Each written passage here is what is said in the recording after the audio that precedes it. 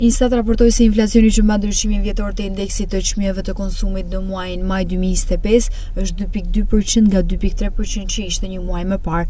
Inflacioni vijon të mbetet poshtë objektivit të shënjestruar të Bankës së Shqipërisë prej 3%. Si gjithmonë, efektin kryesor në rritjen e çmimeve vijojnë ta japin ushqimet. Brenda grupit të ushqimeve, çmimet e nëngrupit të vajra dhe yndyrna patën një rritje me 7.2%, pasuar nga nëngrupet zarzavate me 6.8%, qumësh, djath dhe vezë me 4.8%, mish me 3.8% dhe buk dhe drithra me 0.9%.